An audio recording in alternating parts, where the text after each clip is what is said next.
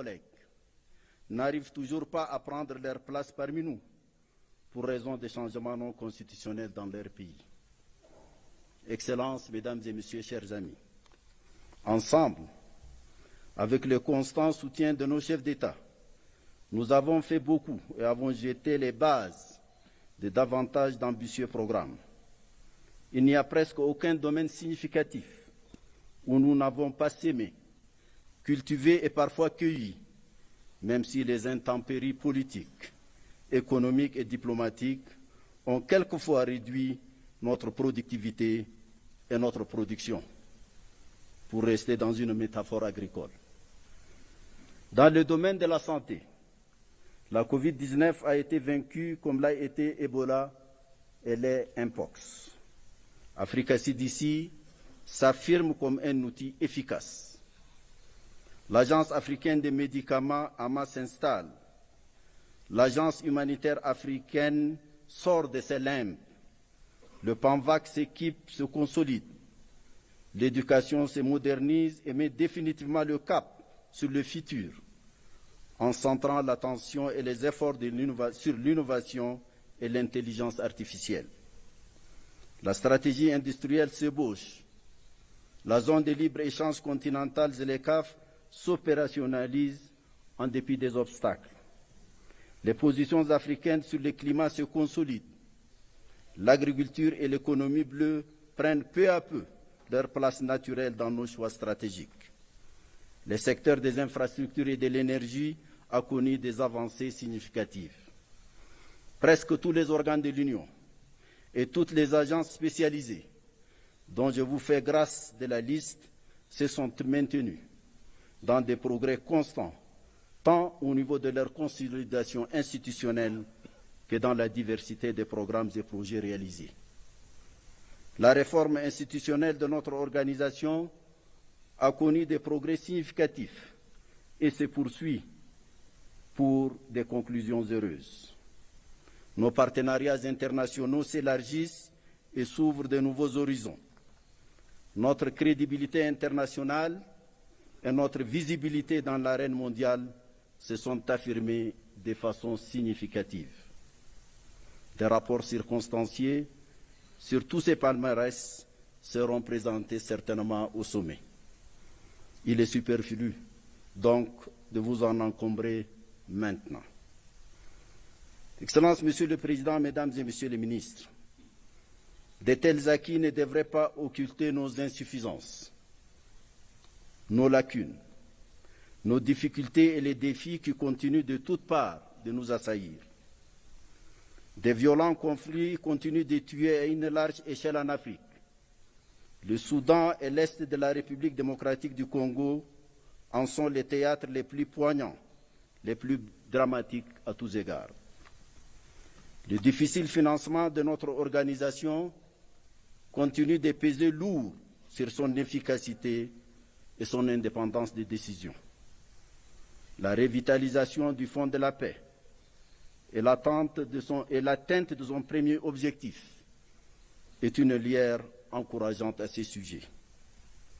L'affaiblissement de la solidarité africaine et l'affaissement de son âme porteuse, le panafricanisme émoussent nos ardeurs et réduisent la portée et la résonance de notre redéploiement à l'échelle continentale et internationale. Cette situation est d'autant préoccupante que nous nous trouvons à un moment où le multilatéralisme, déjà en mauvaise posture depuis un certain temps, semble devoir faire face à de nouveaux défis et des coups de boutoir venus d'outre-Atlantique. Il nous faut donc nous ressaisir et le faire ici et maintenant. Excellences, chers frères et amis, bientôt un nouveau leadership va être élu. Afin de contribuer à lui paver la voie, j'ai attiré la haute attention de l'ensemble des chefs d'État et du gouvernement de notre continent par un écrit qualifié par un grand président africain de brûlot sur certaines questions dont la solution commande la survie de notre organisation. Je continue de croire de plus en plus que si nous ne nous saisissons pas rapidement de la question de notre architecture politique, de paix, de sécurité et de gouvernance, de la question des partenariats, du financement de l'organisation et des pouvoirs de la Commission et de son président, il y aurait franchement lieu de s'inquiéter sur l'avenir de notre organisation. Tel est le principal message que je souhaite transmettre en toute humilité à notre prochain leadership, auquel je souhaite plein succès. Dois-je par ces mots vous dire au revoir, la gorge serrée d'émotion et de nostalgie déjà pour votre conclave, la reprise de ma liberté et les joies qu'elle me procure, et c'est à cet instant ma plus agréable consolation. Le 15 mars 2025, j'aurai fini mon mandat et je ne resterai pas un jour de plus. Je vous remercie.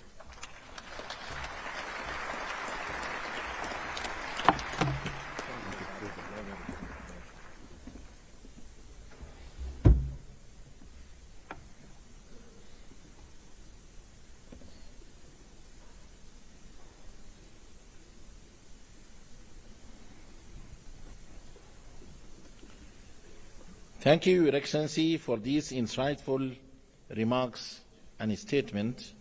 It is now my great honor to invite His Excellency Claver Gatit, Under Secretary General and Executive Secretary of the United Nations Economic Commission for Africa, to deliver his statement.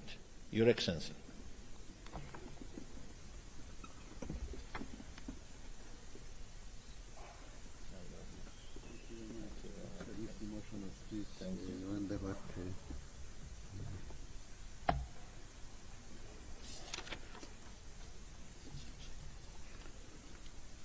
Your Excellency Dr. Mohamed Salim Mzeg, Minister of Foreign Affairs of the Islamic Republic of Mauritania and the Chairperson of the Executive Council of the African Union, Your Excellency Moussa Faki Mohamed, Chairperson of the African Union Commission, Your Excellency Gideon Timotheus, Minister of Foreign Affairs of the Federal Democratic Republic of Ethiopia, Your Excellency Dr. Monique Sanzabaganwa, Deputy Chairperson of the African Union Commission, Excellencies, Ministers are here present, Heads of Delegation of the African Union Member States, Excellencies, Heads of the representatives of the regional economic communities, international organizations and development partners, distinguished delegates, colleagues, good morning.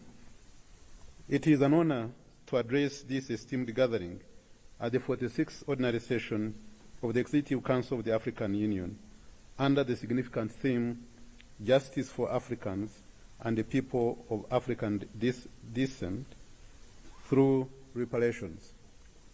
I wish to extend my gratitude to the African Union Commission for prioritizing this theme of the year, and I would like to use this opportunity to congratulate the African Union Chairperson, His Excellency Moussa Faki Mohamed, for his exemplary leadership throughout his tenure. We thank you very much. I also salute the heads of state and government who have committed to launching the 2025 theme in their respective countries, demonstrating their collective resolve to secure justice for Africa and its diaspora. Excellencies, distinguished delegates, we cannot contest the fact that the transatlantic slave trade and colonial exploitation robbed Africa of its people, resources, and dignity, and left behind inequalities that persist in global financial systems, trade structures, and governance institutions till this day. The extraction of Africa's resources without corresponding development, the undervaluation of the African economies in global credit assessments, and the systemic barriers to trade and investment are indeed contemporary manifestations of the historical injustices. It is therefore crucial that these beyond financial compensation must be addressed as part of our conversation on reparative justice. Excellencies, distinguished delegates, Africa's current global financial standing reveals the stark inequalities it faces. The continent possesses 30% of the world's mineral reserves, including 40% of the gold and up to 90% of its chromium and platinum. It also contains as much as 65% of the world's arable land, yet Africa accounts for less than 3% of global trade and only 1% of global manufacturing output. Furthermore, in 2023, for example, intra-African trade stood at just 16% compared to the intra-European trade at 68%. Moreover, it is unjust that the entire African continent has an IMF shareholding equal to one of a single country, Germany. These disparities are not just due to lack of economic potential, but to entrenched structural barriers that keep Africa in a cycle of economic dependency. Distinguished delegates, in addition to this, the injustice extends to Africa's credit ratings, which are dominated by external agencies that sometimes apply unfair and subjective assessments to African economies. As we speak, only 2 countries, Botswana and Mauritius, hold investment-grade ratings, while others, despite sound economic fundamentals, are burdened with high-risk levels. This situation inflames borrowing costs, stifles investment, and keeps African economies locked in debt cycles. Added to these economic disparities is the fact that although Africa contributed the least to climate change, it is suffering the most from its effects. Currently, climate change is costing Africa up to 5% of GDP. Yet, of the $10 trillion invested in globally in clean energy between 2015 and 2022, Africa received only 2%. However, this must change. Africa cannot build prosperity on a foundation designed to constrain its growth. To translate this call for justice into tangible outcomes, I propose 5 key areas of focus. First, the current global financial architecture is outdated, inequitable, and unjust, and must be reformed to be fit for purpose. We must advocate for debt restructuring that allows African nations to invest in their people and development instead of paying exorbitant interest rates. A just world requires governance reforms in international financial institutions to ensure that Africa has a strong voice in shaping global economic policies. Also, it is imperative to establish an African-led credit rating agency to ensure fair assessments reflect Africa's true economic realities rather than outdated risk perceptions. Second, the African Continental Free Trade Area is a game changer. With a market of 1.5 billion people and a combined GDP of over $3 trillion, it presents an unparalleled opportunity to boost industrialization and trade within the continent. It is therefore essential to fully harness the CFTA's potential to accelerate investments in infrastructure and manufacturing to reduce dependency on external markets. It is also paramount that we develop regional value chains to ensure that Africa produces and processes its own raw materials and creates jobs and industries that benefit Africans. Third, we must prioritize in-continent value addition on Africa's vast mineral wealth.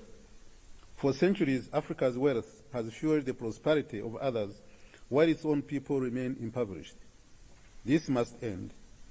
Africa's resources must benefit Africans first, rather than being exported in raw form and reimported at a very high cost. True reparative justice means that Africa's resources must work for Africa. Fourth, we must recognize that Africa's strength extends beyond its borders. In this regard, the African diaspora, which is connected to the continent through historical injustices, must be a key partner in our development. To this end, we must foster economic and cultural partnerships with the diaspora through investment platforms and heritage initiatives, such as the establishment of scholarships programs for descendants of enslaved Africans to reconnect with and contribute to Africa's development. Furthermore, we must reclaim our identity and history by demanding the restitution of stolen African artifacts and cultural heritage. Finally, the forced movement of our ancestors centuries ago must now be countered with the freedom of mobility. We must accelerate the African integration because a fragmented Africa can never reach its full potential. This requires that we implement the Africa Protocol on free movement of persons to facilitate trade, knowledge transfer, and cultural unity, and strengthen regional economic cooperation to enhance resilience and shared prosperity. Excellencies, the injustice of the past must no longer define Africa's future. We have the tools, the resources, and the will to reclaim Africa's agency, and the ECA remains steadfast in our commitment to work with you and bridge the gap between Africa and the diaspora, reclaim our economic sovereignty, and secure a future where all Africans can live with dignity and prosperity. I thank you very much for your kind attention.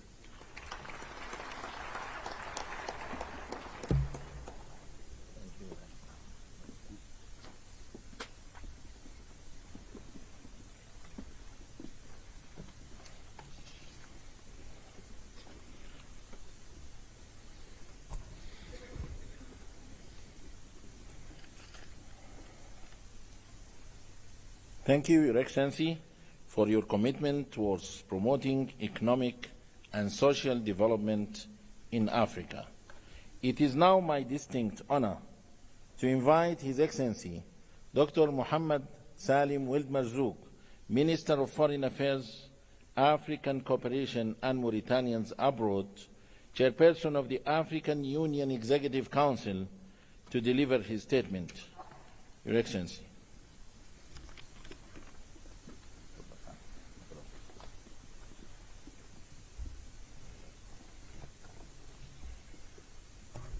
بسم الله والصلاة والسلام على رسول الله. أصحاب المعالي أعضاء المجلس التنفيذي للاتحاد الإفريقي، صاحب المعالي وأخي الفاضل مسبقين محمد رئيس مفوضية الاتحاد الإفريقي،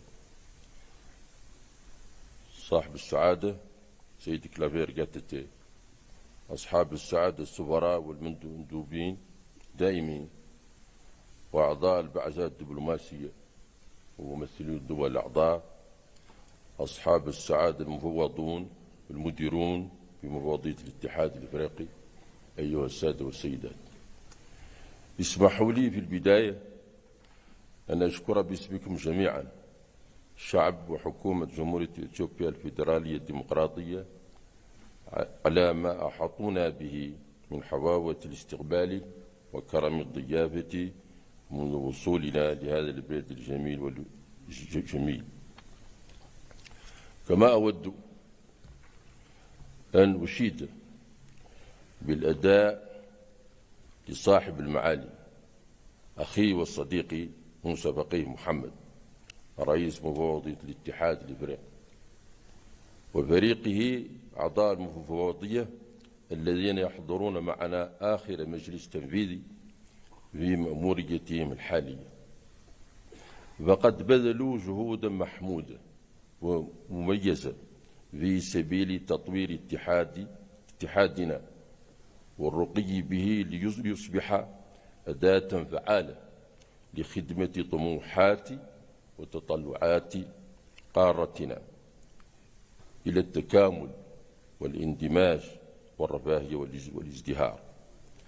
أصحاب المعالي والسعادة أيها السادة والسيدات، نجتمع اليوم بعد قرابة عام من تسلمي باسم بلادي رئاسة المجلس الموقر. هذا المجلس الموقر وفي الوقت الذي نستعد فيه لتسليمها لجمهورية أنقولة الشقيقة لتواصل مسيرة العطاء خدمة لمصالح قارتنا الحبيبة. Au moment où mon pays prenait la présidence en exercice de l'Union africaine pour une année, le monde était déjà en proie à une polycrise. La crise russo-ukrainienne, la guerre innommable à Gaza, nos propres guerres et conflits intra-africains. L'ordre mondial était déjà lézardé. Aujourd'hui, il est chahuté dans ses fondements qui sont essentialisés depuis le consensus de 1945. 3 lames de fond le déconstruisent jour après jour. La première est la dérégulation du recours à la force, comme le dirait le professeur Ghassan Salamé. Non par le non-respect des principes, mais leur remise en cause. Deuxième lame de fond est la question qui est aujourd'hui posée par la paix, par le fonctionnement du Conseil de paix et de sécurité qui est censé garantir la paix dans le monde. Il en devient un problème essentiel. 3, c'est la violation récurrente de la Charte des Nations Unies. Je rappelle que ce n'est pas récent, c'est depuis le début des années 2000. C'est dire toute la complexité du contexte de la présidence en exercice de mon pays. كانت هذه السنة رغم اكتنابها من تحديات زاخرة بالآمال والتطلعات وتخللها الكثير من العمل الجاد والإنجازات البناءة، وقد سعينا خلالها بعزم إلى إيصال صوت إفريقيا إلى المحافل الدولية وتعزيز شراكاتنا العالمية، فضلا عن انخراطنا الفعلي في مسار تجسيد أولى خطوات إصلاح اتحادنا. وقد بدأ هذا المسار بعقد اجتماع استثنائي لمجلسنا الموقع في شهر مارس الماضي بتكليف من مؤتمر الرؤساء لتذليل عقبات تنفيذ المبادئ التوجيهية الجديدة لانتخاب القيادة العليا للمفوضية، وهي المبادئ التي جاءت ضمن قرارات القمة الاستثنائية 11 للاتحاد الإفريقي حول الإصلاح الهيكلي، وخصوصا مبدأ التناوب على المناصب بين الأقاليم الخمسة للاتحاد. وقد حل المقرر الذي اتخذناه حينئذ الإشكالات المتعلقة بتنفيذ هذه المبادئ كتاريخ سريان هذا التنفيذ والمناصب المشمولة به، واختيار الترشيحات على أساس المشاورات الإقليمية، وتحديد الأقاليم التي يحق لها الترشح لمنصب الرئيس ونائب الرئيس، وتلك التي يحق لها الترشح لمناصب المفوضين، إلى غير ذلك من الحلول الناجعة لمختلف الإشكالات المطروحة. وها نحن نجني اليوم ثمار هذا المقرر بإجراء انتخابات واضحة المعالم وسلسة لاختيار قيادة جديدة للمفوضية. وقد عقدنا من جهة أخرى في نوفمبر الماضي اجتماعا استثنائيا لمعالجة قضية أخرى طالما استعصت على الحل، وهي تدقيق المهارات وتقييم الكفاءات بمفوضية الاتحاد الإفريقي عملية سكر. وقد أسفر هذا الاجتماع عن تكليف لجنة مصغرة من مختلف الأقاليم بصياغة قرار نهائي يضمن القيام بالمطلوب وفق مبدأ الجدارة المطلقة الذي أقرته الدول الأعضاء بهدف تمكين المفوضية من استقطاب كفاءات مؤهلة لتعزيز أدائها. وسنوافيكم قريبا بالمقرر المذكور بعد وضع اللجنة للمسات الأخيرة عليه. أصحاب المعالي والسعادة أيها السادة والسيدات، كان نشاط مجلسنا التنفيذي السنة الماضية مكثفا، وقد شمل مشاركتنا بالتحضير لقمة الأسمدة في نيروبي عبر اجتماع موسع شمل وزراء الزراعة، وانعقاد دورتنا العادية في أكرا، بالإضافة إلى حضورنا القمة الاستثنائية في كامبالا حول البرنامج الإفريقي الشامل للتنمية الزراعية لما بعد مالابو. وقد اعتمدنا خلال هذه الاجتماعات قرارات وإعلانات تهدف إلى تعزيز الأمن الغذائي وتطوير القدرات الزراعية وتقليص معدلات الجوع في إفريقيا تمهيدا للقضاء عليه مستقبلا.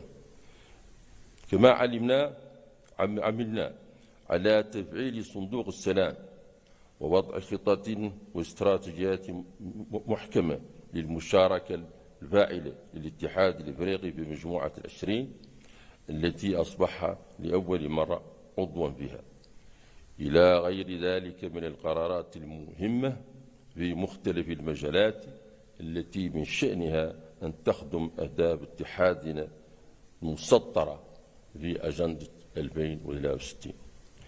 وفي هذا السياق استوحد تعزيز علاقاتنا مع شركائنا الدوليين والدفاع عن مصالح قارتنا في المحافل العالمية على جزء كبير من جهودنا خلال السنة الماضية، وذلك من خلال الأنشطة التالية: الاجتماع الوزاري لمؤتمر طوكيو الدولي للتنمية في إفريقيا تيكاد في العاصمة اليابانية طوكيو في شهر أغسطس الماضي، وقد خصص لتقييم التقدم المحرز في مجال التعاون في السنوات من 2021 إلى 2024 والتحضير للقمة التاسعة لهذه الشراكة المهمة التي ستعقد هذه السنة في مدينة يوكوهاما اليابانية.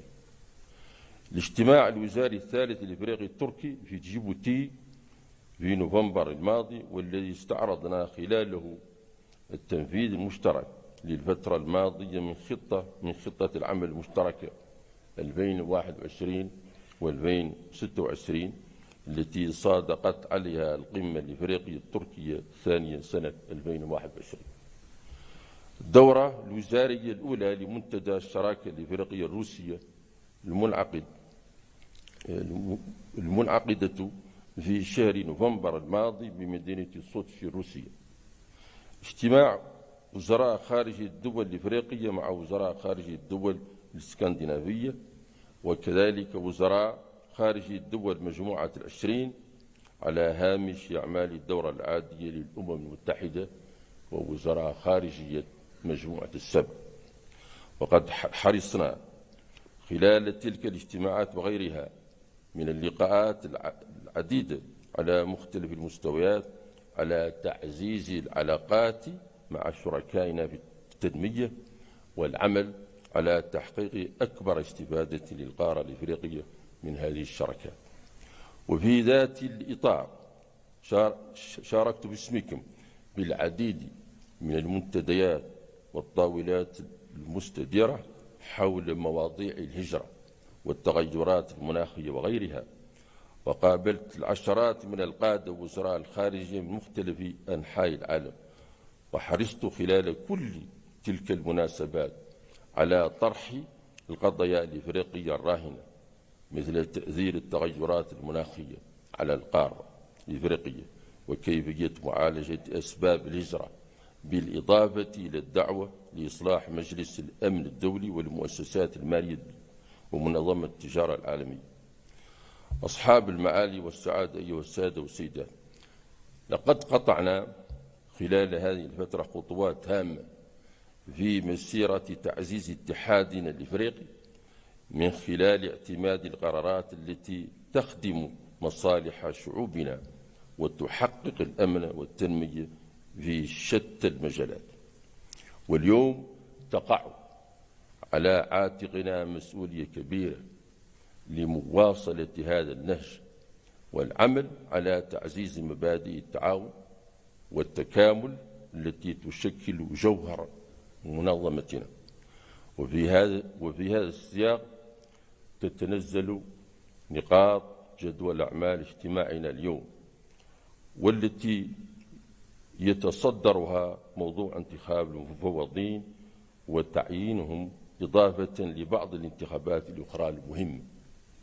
وبهذه المناسبة أدعوكم جميعا إلى أن تحرصوا على إجراء الانتخابات في جو من الأخوة والهدوء والتضامن والحكمة الإفريقية المعهودة، وأن تعكس هذه الانتخابات إرادتنا جميعا بأن تكون هذه المنظمة منصة للتعاون والتضامن من الوحدة وآلية فعالة لتحقيق آمال وتطلعات شعوبنا الإفريقية للوحدة والتكامل والتنمية والازدهار. Je souhaiterais terminer mon propos en insistant sur quelques réflexions inspirées de ma modeste expérience au sein de ce Conseil. Nous avons évoqué au début du propos l'évolution au niveau mondial, qui est à la fois inquiétante et qui est surtout bardée de beaucoup d'incertitudes, mais qui, paradoxalement, nous incite à choisir le meilleur pour nous. Continuer notre chemin que je sais harassant et semé d'embûches. De l'incertitude actuelle, nous devrions tirer une leçon qui doit nous habiter de façon constante. La seule alternative qui s'offre à nous est de renforcer notre organisation continentale qui doit être l'unique enceinte où doit germer, éclore et grandir notre projet collectif. Ne nous y trompons pas. Une nouvelle multipolarité est en cours de structuration. Elle sera embossée à un multilatéralisme efficace, certes, mais qui laisse peu de place à la fragmentation et à l'atomisation. Survivre pour nous, vivre, aujourd'hui comme demain, requiert plus d'unité, d'intégration et de solidarité. C'est ici le temple de notre force. C'est dans cette salle-là. Quel que soit le scénario, notre seul vaisseau efficace et utile est l'Union africaine. L'Afrique n'est forte ni ne le sera que quand elle s'est rassemblée autour des différents idéaux qui ont été esquissés par les pères fondateurs et auxquels nous avons la responsabilité de donner corps année après année. En conduisant nos travaux, notre souci était de rechercher les voies les plus efficaces pour continuer à creuser les sillons de convergence, parce que c'est de cela qu'il s'agit. On ne va pas régler tous les problèmes aujourd'hui, mais c'est de chaque étape, on creuse un nouveau sillon de convergence. Avec beaucoup d'humilité, comme l'a dit le président Moussa, mais avec engagement et dans le respect de nos textes. Parce que c'est cela qui assure une harmonie. C'est de l'harmonie institutionnelle qu'on doit tirer notre force. Il s'agit aussi de faire passer un message simple. Le temps est compté et nous devrions avancer au rythme qui nous permet de combler au plus vite les gaps qui nous séparent des autres. Donc, unité, solidarité, sagesse doivent être les vrais leviers sur lesquels doit se fonder notre travail ici. Et c'est tout l'enjeu de notre odyssée collective. أشكركم على كرم إصغاء وأتمنى لأعمال النجاح والتوفيق والسلام عليكم ورحمة الله تعالى وبركاته.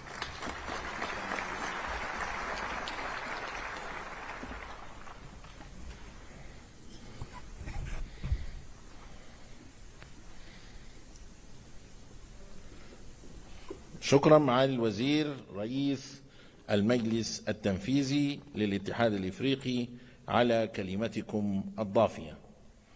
Excellencies, ladies and gentlemen, allow me now to move to the arrangement of the family photo, while calling the rest of the respective delegates to remain in their seats to ensure the smooth organization of the family photo. Allow me this time to call honorable heads of delegations in a staggered manner to proceed to the photo session location to avoid overcrowding. Allow me first to call distinguished ministers and heads of delegations from Liberia, Libya, Madagascar, and Malawi. Please follow our protocol team to the family photo session, this direction.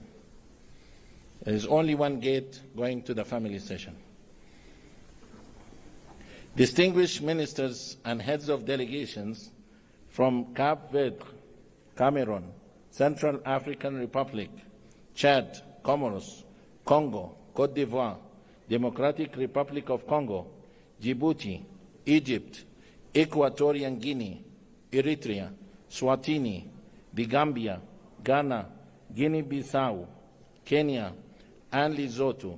Please follow our protocol team to the family photo.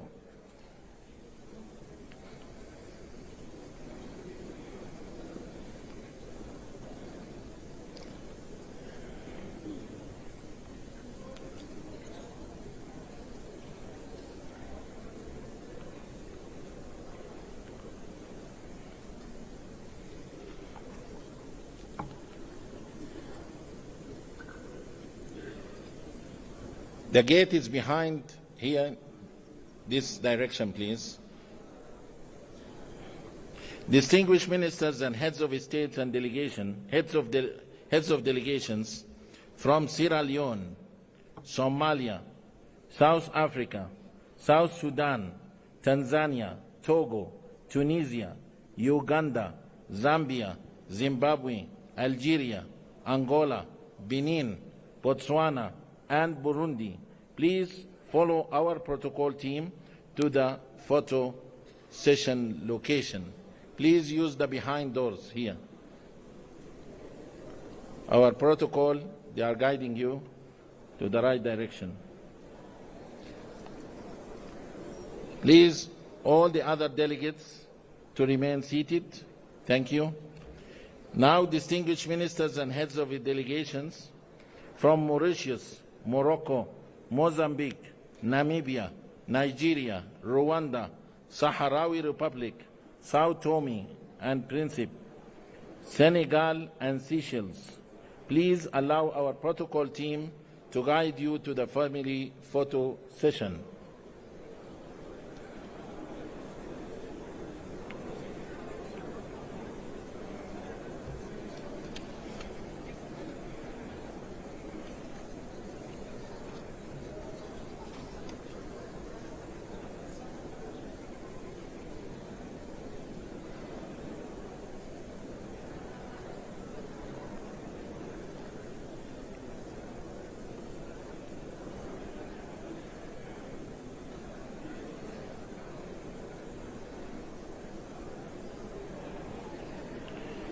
And now, distinguished heads of Africa CDC, Director General of Africa CDC, Secretary General of AFCFTA, AUDA-NIPAD, APRM.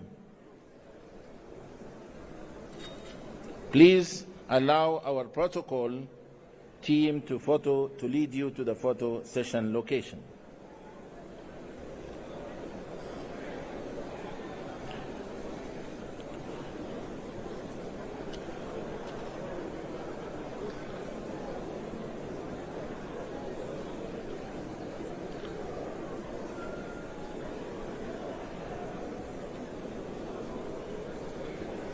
Excellencies, African Union Commissioners, please kindly follow our protocol team to the photo session location.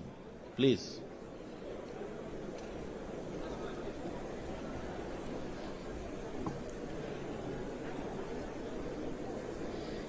This direction.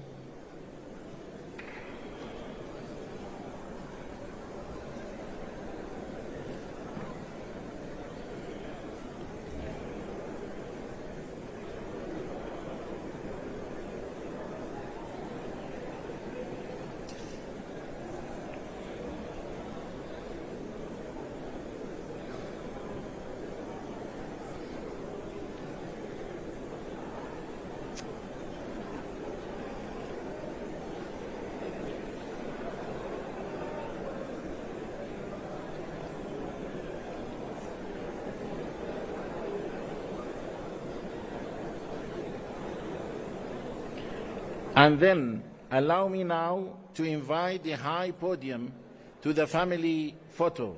Distinguished African Union Commission Chairperson, Minister of Foreign Affairs, African Cooperation and Mauritania and Abroad, and Chairperson of the African Union Executive Council, Your Excellency, Minister of Foreign Affairs of the Federal Democratic Republic of Ethiopia, Your Excellency, Under Secretary General and Executive Secretary of the United Nations Economic Commission to Africa, and Your Excellency, African Union Commission Deputy Chairperson, please allow me to take you to the family photo session location. Thank you. You go, come.